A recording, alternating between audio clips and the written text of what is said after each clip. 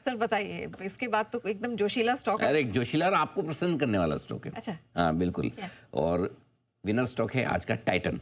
Jewellery company Titan, ये है हमारा विनर स्टॉक। और यहाँ पर 1 से 3 साल के लिए निवेश आप करके चल सकते हैं।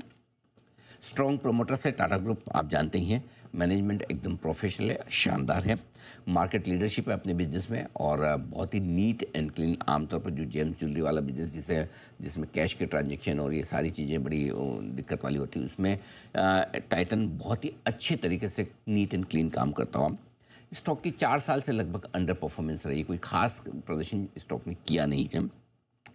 हमें लगता है कि जब जब भी सोने के दाम तेज़ी से बढ़ते हैं, स्टॉक की अंडर परफॉर्मेंस आती है, क्योंकि जैसे तेज़ी से दाम बढ़ते हैं उस समय लोग सोना खरीदना, ज्वेलरी खरीदना थोड़ा कम कर देते हैं, और एक बार जब स्टेबल होते हैं तो उसके बाद वापस से सोने में खरीदारी या ज्वेलरी में खरीदारी आने लगती है। तो अभी भी आप देखें 2 साल में सोने की कीमतें डबल से ज़्यादा हो गई है, तो अब कहीं कहीं तो जाके रुकेगी, शायद कहीं कहीं स्टेबल होने की उम्मीद है हमें, या फिर कम से कम कंपेरेटिवली जितनी बढ़ी उतनी नहीं बढ़ेगी। तो वो जो स्टेबिलिटी आएगी वो वापस से ग्रोथ लेकर आने की संभावना हम रखते हैं कि कंपनी की ग्रोथ फिर से फास्ट ग्रोथ जो है वो ट्रैक पर आती हुई दिखेगी।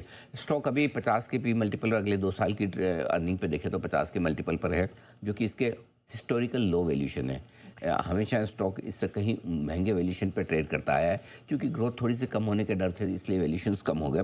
हमें लगता है कि वापस से ग्रोथ आने की संभावना है, ये स्टॉक को अच्छा मजबूती देने का काम करेगा।